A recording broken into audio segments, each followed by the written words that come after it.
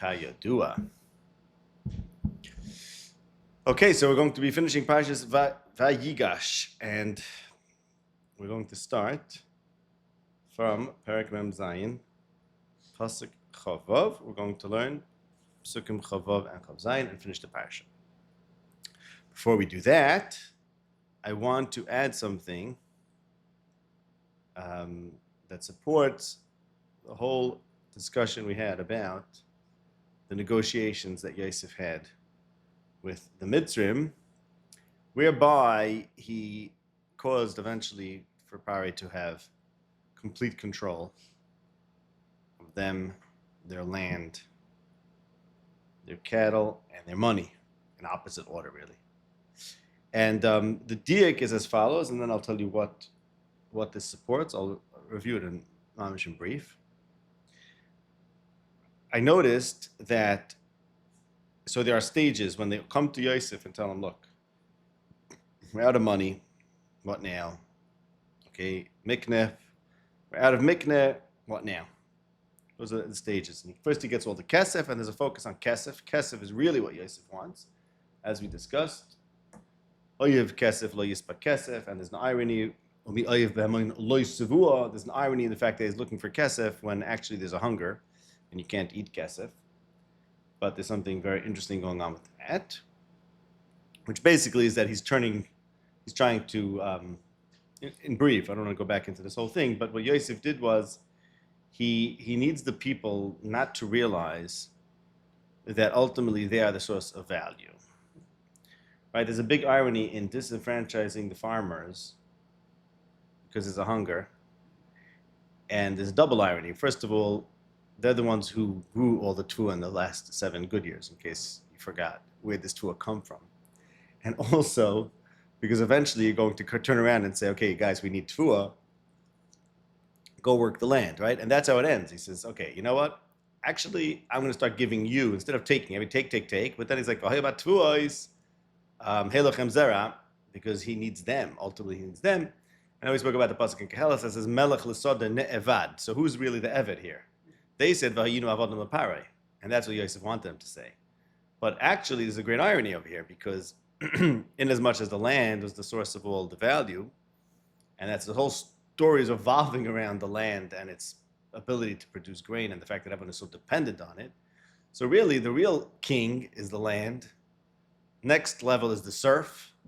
Next guy after him is the horses and stuff. And then the money is nothing. Who needs money? Money doesn't do anything. Money doesn't feed anyone. But the genius of this capitalist operation here, whatever you want to call it, not really capitalist, but, No, but I'm saying Yosef's shtickle, right? He created a feudal society. But what he did was he said, let's talk about money, because kesef has this beautiful quality that it distracts you from the underlying value. And you know, it's like, this is not about grain. He wants kesef. That's its power, because basically you could manipulate people and shift the focus on what's valuable from themselves and the capital, which is producing the grain, which is the land, which is theirs, and themselves, they're the farmers, etc. You shift it to this abstraction, and that's what kesef has, this major function. So Yosef is focused on kesef. He doesn't want to talk about anything besides for kesef. Okay, we're out of kesef. All right, you know what? Let's talk about mikneh. Then let's get closer and closer to the actual source of value, which is the Adama and the people that work it. But he saves that for the end, because he has to make sure that they don't realize that they're the kings here and they control him. He was this close to a, what do we call it? A bourgeoisie, no, really communist, I don't know. Workers' revolution, okay? And you have to be very careful. You have to navigate it very carefully. Okay. But anyway, so the diak was like this. Nobody ever made an SS revolution. What? Yeah, so the diak was like this, right? The diak was, take a look at Pasuk Tesvav. Kesef is out. And they come to Pari and say, they come to Yosef and say, give us bread. Why should we die? There's no kesef left. So Yosef is giving your mikneh. Okay, next round, they said, in Pasuk Yotes, after the mikneh is used up, they say, why should we and our land die? So notice that they originally said, why should we die? They didn't say, why should we and our mikna die? The mikna is also going to die. They didn't say that. They said, why should we die? In round one, they said, why should we die? Yosef said, okay, give me your mikna. In round two, they said, why should we and our land die? So why didn't they mention the mikna dying in round one? Okay, that's the diak. Okay? So what this supports is what we discussed, which is as follows. They came to Yosef and said, why should we die? Pasuk Tesvav. Lama namas nagdecha. Yosef told him, okay, you know what? Give me your cattle. That's not what they said. They didn't say, look, we know you want kesef. We ran out of kesef. Let's find some other means. Let's find some other currency. Okay, we could probably find something. Shava kesef. Okay, that's not what they said. They said, why should we die? So their appeal to Yosef was, not let's do more business. It was, you don't want people to die, do you? And he's like, well, I don't know, maybe. I don't care if people die, but you know what? We can enrich probably further because you have mikneh.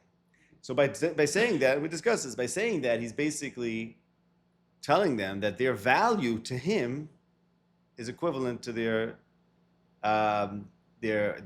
wealth producing abilities, because they came to him and said, you don't want people to die, and it didn't move him. What are you worth? You have some cattle, fine.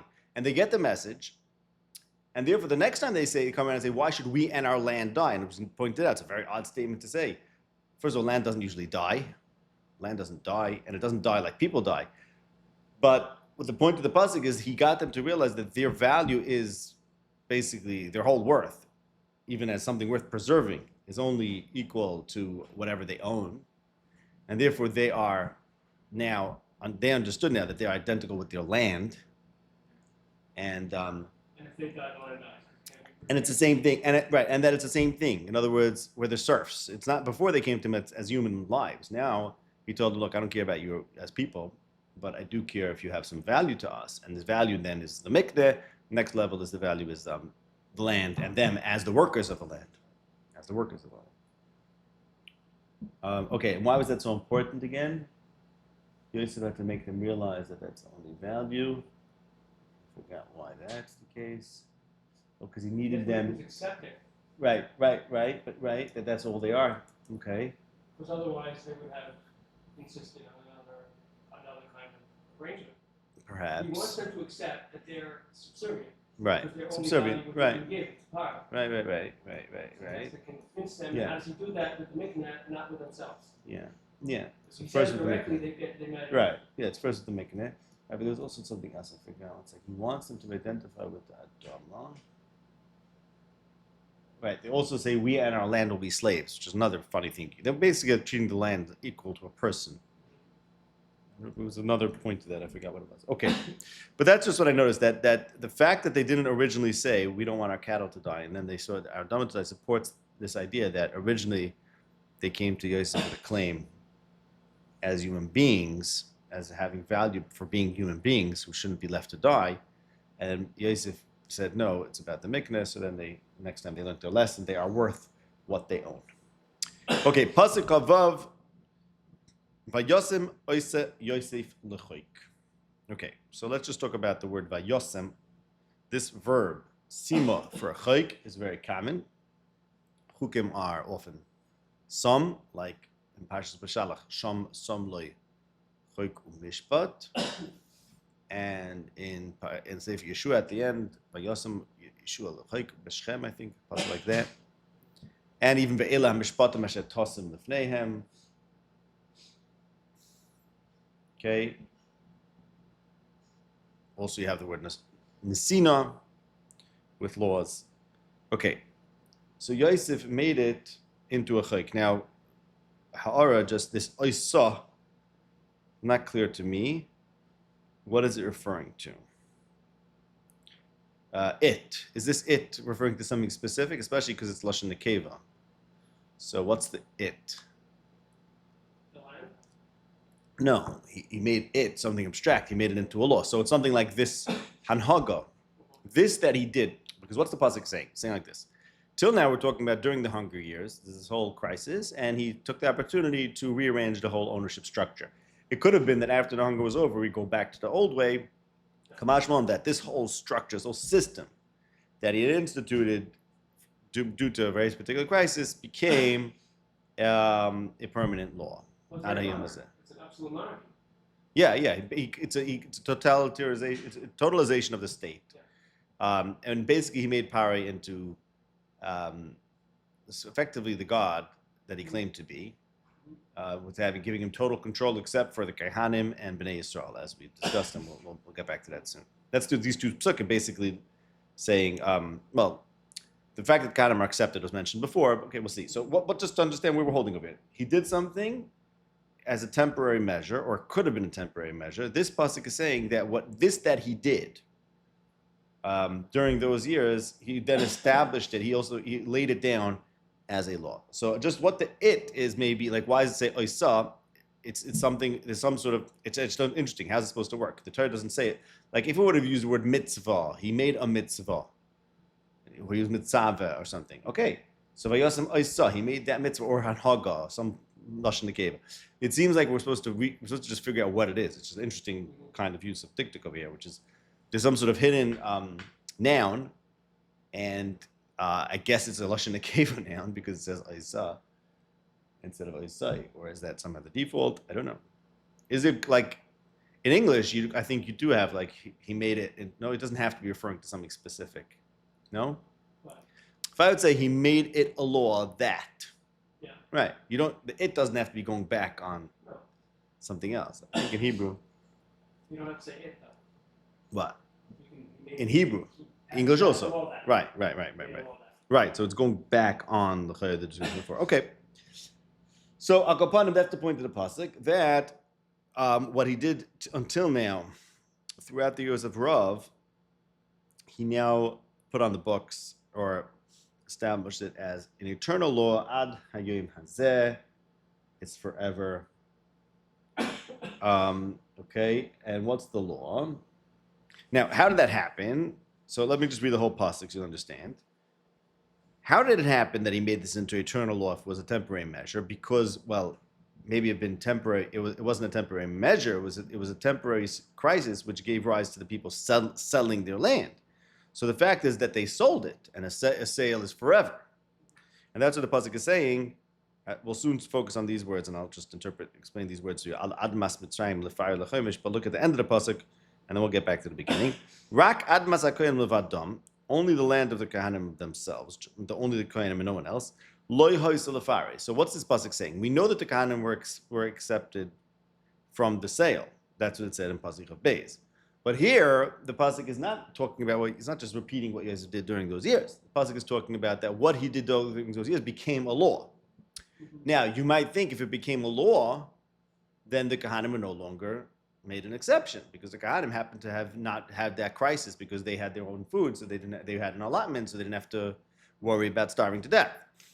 But now that it became a law, maybe the Kohanim would also be included in the law. Kamash from the pasuk, no. Rak admas hakohen levadam loy hoyso lefari. It had never transferred to Paro's ownership, and even the fact that he made it a law was built on the transfer that they had actually made a sale, right? The law is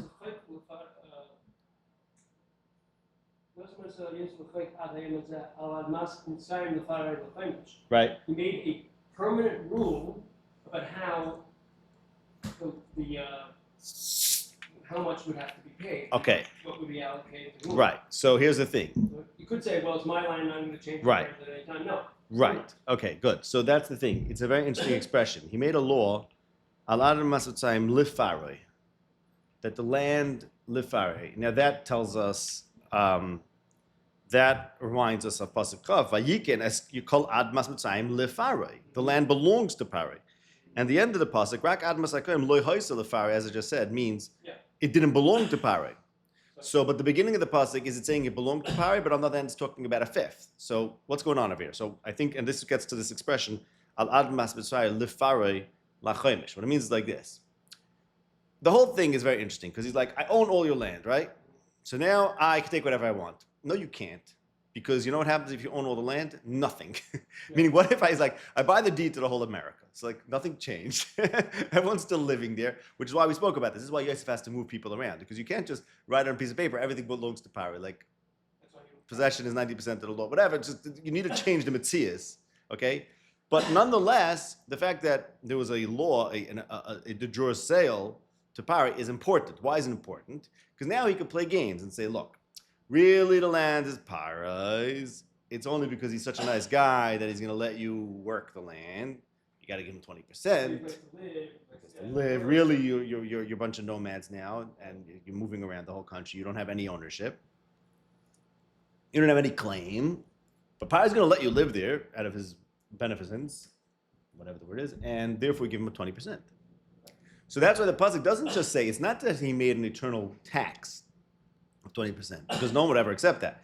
And in fact, it went the other way, right? He bought the land, and then it was time to plant. He's like, you know what, guys, actually, I need you to plant, so I'll give you some zera and just give you 20%. And as we mentioned earlier in this year, really, that cuts against the whole project. The whole project is saying you guys are worthless and everything belongs to Paro, but he has to admit at the end that all the value really in here is in the land and the people that work with. But there's a tension over here because he has to pretend that it doesn't. They have to think they're all here in Paro's grace, as if Paro is God, as we mentioned before, as if Paro is absolute power. But absolute power is obviously impossible because absolute power over what? Over the things that have power. The land has power, the people have power, which is you want to have power over them, right? That's the tension over here. So he has to make it on the one hand that it's Paro's, and because he treats it k'ilu it's Paro's, therefore Paro takes a fifth. So that's what the pasuk is doing with this interesting expression. He made a law ad mas mitzrayim li Paro la chomesh, meaning, like you can say in a Londisher way, klape giving Paro a chomesh, it's as if the land goes to Paro. So who knows when Paro took his fifth. He's not taking a tax. No. He's on the opposite. He's giving you 80%. He's giving you a gift. But the fifth that you're giving to Paro is because the land belongs to Paro. And therefore, Admas HaKoyanim, which was Lehos LeParo, they don't give the fifth. Right. You're saying it's more than just a rental. But it's actually the opposite. You're renting it from him. The farmer is renting it from Paro. See, in this scenario, you know. And he's giving them a very generous 80%. In this scenario, Yosef is Trotsky. Uh-huh. Is that what he did? Yeah. Created communism, except Right. the communism is not that you say belongs to the community, it belongs to the people, but rather belongs to the state. To the state. So he replaces that, right? So if Yeah. Paro is Lenin and he's Trotsky making it happen. Okay. Like that's Very good. Right, exactly. Moves them into a Yes. collective farm. Yes, See, yes, it's exactly. the same thing. Yes, very true. Except again, it's a different rubric. It's absolute monarchy instead of Yeah, but what's interesting is that an older version of it. right, but as we discussed, it's Yosef's actions themselves, which ultimately bring to the downfall of Mitzrayim in two ways, maybe even three. I mean, well, no, really two. One way is because Paro's heart is hard, right? He's actual slave Paro, and the first Kasha, the first master of the land that's Kasha is Yosef, about whom the brothers say, Dibar Ish Adonai Eretz Tanu Kashes. And he puts into effect an extremely tough system whereby he doesn't care if everyone starves to death except for the state who can use them, right? That's what he said. So Yosef, I wouldn't say introduces, because I don't think he's bringing in something that's not latent within Mitzrayim. But what he does is he brings out the total kashios, cruelty that Paro can only dream of, and he needs someone to actually figure out how to implement. Giving the value to be absolutely criminal. Exactly. So, right, which is why also, as we discussed, I don't blame Yosef for this. I don't think Torah wants us to blame him because he's because he's in the employ of Paro, and he has to work for Paro, meaning the moral guidance of what he's doing is ultimately Paro's midos, even if it's Yosef's brains. He's the Chacham Ben Avin who can figure out a way to build out. Yeah, exactly. But then also, then he'd be dead, maybe, and Paro would find someone else to. I'm not saying that he was supposed to know this. Yeah. This No. is the choice that he made. This is a choice that he made, exactly. The choice that he made way back in Parashat Miketz when he said, "Elokim Yana Shalem Paro," he's committing himself to Paro, which means he's committing himself to being a pharaonic kind of actor. Yeah. And everything we see him doing, we're not going to be surprised that we find it in Paro. And I'm saying, Yosef introduced it. That's why I said he didn't really introduce it, but he brought it out. Yeah. He made Paro then more kosher. And he made the state kosher. Why? because the state now, which is Paro, of course, expects absolute control. Yeah. Except for the Kohanim, okay, they seem to get a pass. And Bnei Yisrael, that's the next pasuk, Vayeshiv Yisrael Be'eretz Mitzrayim, they had an achuzah. And therefore, and we'll get to this soon, what? And he has to come away with take that away from them. Exactly, and therefore, right, we'll get to that soon. Let's leave that point. I'm trying to go back. I want to just do it in the order I was planning. Okay. So that's pasuk Chavav. Yosef made it into a law, but again, the way he made it into a law was that he was utilizing the sale to make people accept the fact that everything is powers and they should only get 80%. And because he was working with the sale to make this into a chayk, therefore the Admas HaKayanim, which was never transferred to Paro, neither did they have to give a chomesh. Okay. Now the idea of a chayk, an eternal chayk, about giving parts of land, this is very reminiscent of the Torah. First of all, Vayasim l'chayk, Shamsam l'chayk u'mishpat, Edom mishpat mishtasim l'fneihem. And you give Meiser to Hashem, 2 Meisers. Give a chomesh. This is, Medrash notices this, and the Medrash says that there's a point that the pasuk is making about Ad Hayom Hazeh. And Hashem says to Bnei Yisrael, look, if Paro's decrees are Ad Hayom Hazeh, so Hashem's all the more so. Shouldn't they be Ad Hayom Hazeh? And what I'm saying is that the Medrash is picking up on the fact that Yosef's action in Mitzrayim is described in a way that's usually used or going to be used in the Torah for the law of Hashem, that it's chayk and meiser. And also it says other Midrashim that the Admas HaKoyanim doesn't belong to Paro, so we have in Parshas, we have later at the end of Vayikra about the city of the Leviim that cannot be sold, and Bnei Yisrael are going to complain and say, what do you mean? Why can we do business with the Leviim? Say, look, even in Mitzrayim, Admas HaKoyanim was an exception from the text, right? And so basically, these things that the Yosef did in Mitzrayim are sort of preparing us for doing the same thing to Hashem. And Paro, as we said, is sort of acting like a god over here, taking all this revenue, and everyone's living there on his sufferance. And we're supposed to learn that actually, let's do this to Hashem. Let's live on Hashem's land. Let's give his kohanim freedom from the tax, and let's pay Hashem 20%. And it's interesting then, what? Because it's really his land, right? As it says in Parshas Bahar, right? Kili Haaretz, Kiyem V'Toishav Matami Modi. That's the Parshas of. As opposed to the false version of Mitzrayim, the real version of the false version is Mitzrayim, exactly. And nonetheless, the false version of Mitzrayim prepares us to direct this to Hashem I think in 2 ways. One way is because it just trains us to the idea, but another way, which I'll bring out soon, is because it's telling us, like, look, would you rather do this to Paro? It's either Paro or Hashem. Basically a choice. Okay, and we'll get to that soon in a minute. I just want to finish about the other way, the other point that this is like a training us to do it to Hashem. And it's interesting is that the idea of training to give Meiser as a means of going back to Eretz Yisrael, we find that both by Yaakov, who said, Asar Asrenu Lach, if I get back to Eretz Yisrael, and we find that again when they went down to Bavel. I was speaking about this in my Sefer, in Arat Shareka, that it says the Nevi'im were Mesakin that they should take off Meiser in Bavel. Right? The Mishnah in Yadayim says there was the Konis Nevi'im to take off Meiser in Bavel. Why? Because they wanted to train them to. We have to go back to that soil soon. We're now in Galus Bavel, so we have to rectify whatever it is that caused us to be exiled from that soil. One of those things was being lax in Meisers. So we don't want you to not take off Meiser in Bavel and get used to not doing it. On the contrary, we want you to get used to doing it in Bavel so that it should be easy for you to do that soil. So I think it's striking. Notice it's noteworthy that in Galus Mitzrayim too there was a major focus on taxation. Although in this instance, Bnei Yisrael seem to have not been part of it because Bnei Yisrael had an achuzah. They didn't, as the next person said. Well, yeah, it's the right. It's the power. So of course, right.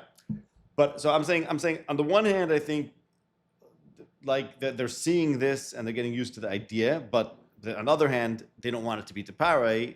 They want to find their king and their God, of course, which is Hashem, not Pare. So that's what it's setting up. That's what it's setting it up for. Maybe you suggest that that's why in this scholars, the mask suffering is so prevalent. Yeah, exactly. No, I think so. Exactly. I think it's very important. Masik Sofim as a way of achana to go to so correct. Right. It's like a text. We have to get used to the text system of Hashem. Parenthetically, I saw one. Someone said, I'm not going to quote him because he doesn't deserve to be quoted publicly in a shir, but the Maisa is a good point. That it says in Mishpat HaMelech in Sefer Shmuel that the king is going to take tax, Yasser, right? And the idea was like this: that really, actually, you know what? I think it's Hobbes, and Hobbes we can quote. I think Hobbes made this point. Okay, he titled like this. What? Yeah, no. He said like this. He said that Klal Yisrael wasn't supposed to ask for a king, right? Because Hashem's their king. Hashem's their king. He takes taxes and he gives it to his ministers who run his kingdom, the Kohanim and Leviim. Once there's a king, he's going to take tax. So instead of Meiser that goes to Hashem, who's your king, basically he made me realize that Meiser is a tax system. And the Kohanim and Leviim are the ministers of the king. And now that you have another king, besides for Hashem, now you have this. Yeah, now you have like these two different tax systems. I think the way he says it is that there's no Meister anymore to Hashem. Whatever, we don't have to say that. But the point is, there's a tension over here. Who's the one who's running the tax? Who's running the revenues, right? Whom you owe submission. And two tax systems, then it's even much more honest. That's terrible, right? And then that's real competition. Who's your king? Hashem is your king. That means you're not going to be paying taxes to both. Probably it's going to become a big problem. That we don't want that. But basically the point is that the system of Meiser is essentially a system of taxation to our king, and the Kohanim and Leviim are his officers, that is government employees, basically. It's like Pashut. The original government employees were Kohanim and Leviim. Right? Okay. Which again, here also they get a chayk from Pare, the Kohanim. There's a lot of parallels to the Torah. Fine. So now I want to go back to that point. So number one is training them and saying, look, this is the way a kingdom is run. When it's absolute, you're going to be under the absolute kingdom of Hashem, and this is how things are going to run there.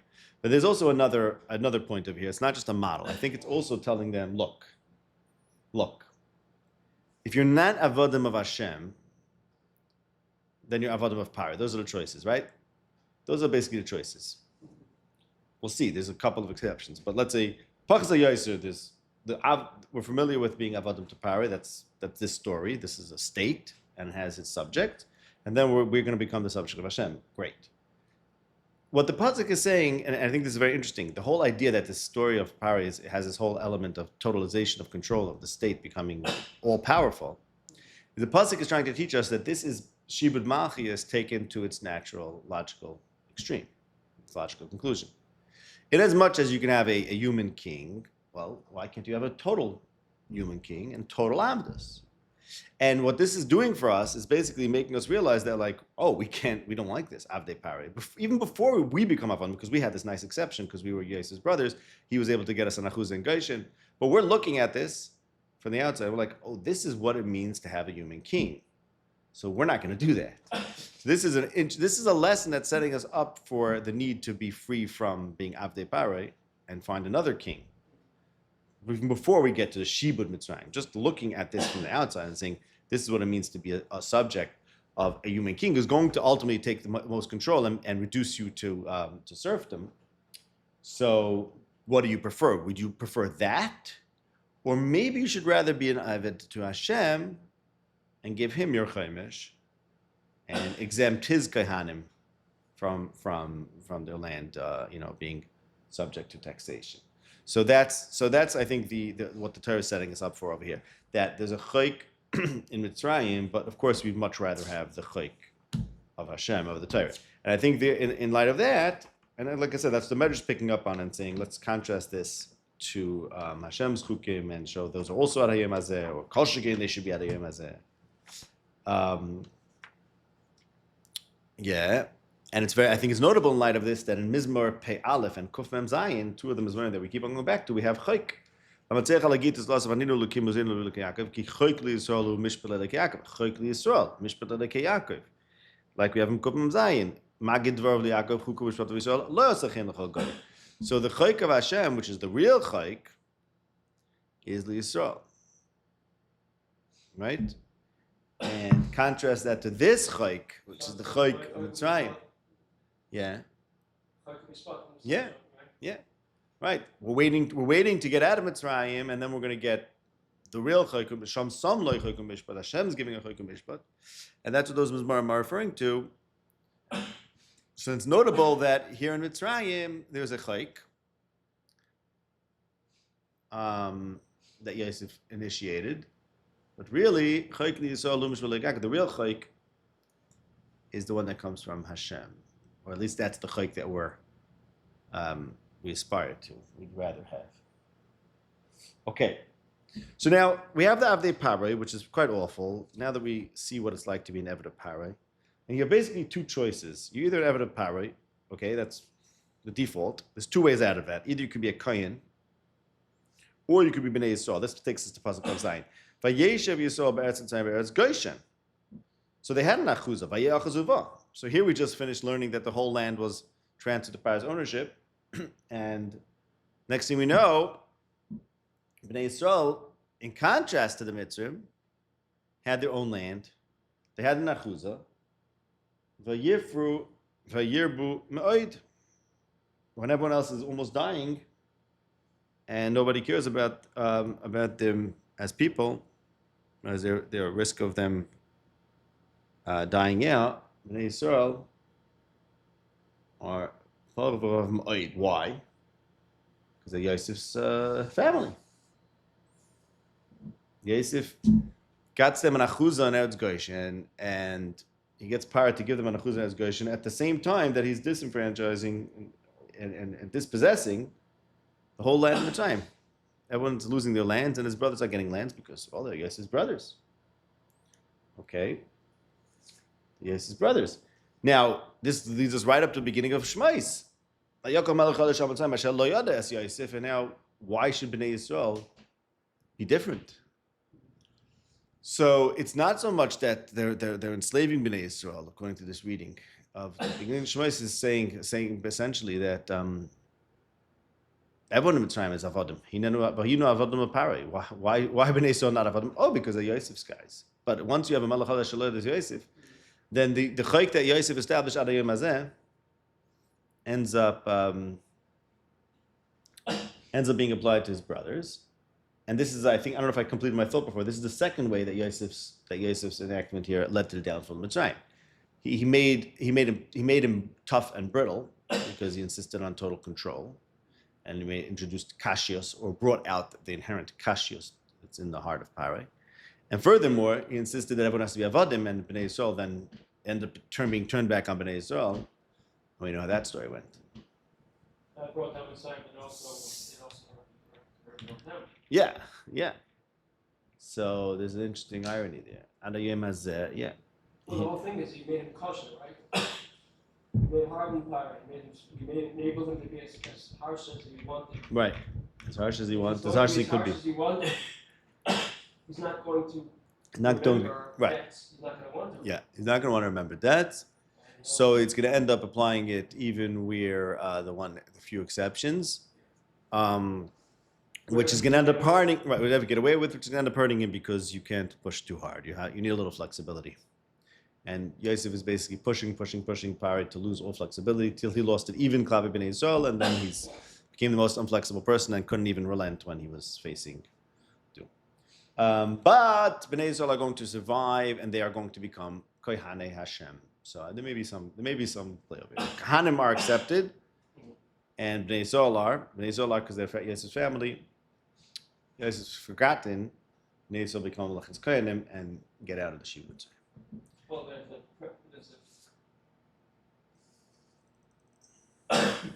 this comes from somewhere. It's, what is it? What do they say? What did he say to Abraham? Seal the Kimata, right? Mm-hmm.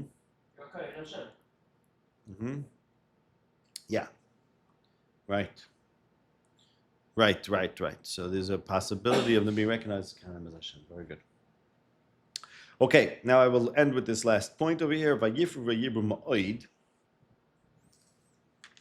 So they're ma'oid. And you remember we had in the beginning of Miketz, it said that they collected the Tvua, Harbe ma'oid, ad ki choda lispar ki ein mispar. And we discussed then that the fact that the Tvua increased without it, till there's no number, alludes to parallels that Bnei Yisrael are supposed to increase, because really it's not a Rav Lalechem, it's a Rav L'Shmer Dvar Hashem. Really, Roitz Hashem is Yireov, it says in Zayin, and he's going to take care of he's going to give them Lechem to Yerushalayim, to Tzion, and Harchef Picha V'Malehu, right? Just ask Hashem in Mizpah Aleph, and in Mizpah Lamed Gimel, Sheka Asos Yeshua, Ein Hashem Yereov, to save them from a Ra'ov, if you Meyachal L'Chazdov. So the whole focus on the Tvua increasing, that's really that's really missing it's missing the main focus, missing the point. The real point, the real thing that matters is the Dvar Hashem, because Dvar Hashem Shamayim Na'asu. So if there's a Rav, that's what you have to worry about. And therefore, what we really want a lot of is Yireov. That's what we really care about, not a lot of Tvua. And I think perhaps there's a contrast over here. The pasuk says he gave that the first pasuk we read that he made a chayk that it goes lachoymesh. So actually saw someone pointed this out. I forgot who. The Yosef is very busy with a fifth or five. The last thing we learned was that he took 5 of his brothers and put them in front of Paro. He gave Binyamin chamesh chalifos smolos, and he said that in the days in the time of the Sav of a chimesh Mitzrayim, although that might mean something else. And here he gives a chamishas lepare. Why is that? I don't know. But there may be a contrast over here that Pare gets a chimish of the Tvua. But really the Tvua is not what we care about. Because really what we care about is Yireov. Because the real Rav is about the Dvar Hashem. So really we're looking for what? For an increase, not in Tvua, which is measured in maybe in smaller amounts. Chimish, we really want the increase in Bnei Yisrael, Vayifru vayibru ma'oid. So the ma'oid of Bnei Yisrael is like the tikkun of the. Till now, there was a major focus on Tvua. From Mitzrayim's perspective, there was a focus on the Tvua, and the fact that there was Tvua at Gichad Lispar Kein Mispar was amazing for Mitzrayim, because that's what they cared about. They cared about the Tvua. But if you look at the whole story from Miketz and Vigash through the lens of the Dover, really going back to Vayeshev, that it's all about the Dvar Hashem, then what you're looking for is not an increase in Tvua, because Tvua ultimately cannot only increase a certain amount. Ultimately, there's only so much to cut it up into how many pieces. Everyone gets a chayim, but you can't. It's not endless. The real increase that we really want is vayifru vayirbu mi'oid. That's what we finish. Right, because that's the Yireh of Dvar Hashem. Mazel tov on the completion of Parshas Vayigash after 34 shiurim. Very nice. And now we start Parshas Vayichiv, the new Zman, new Pesach Zman. Parshas Vayichi. Start thinking about the Siyum on Bereshis. Vayichi's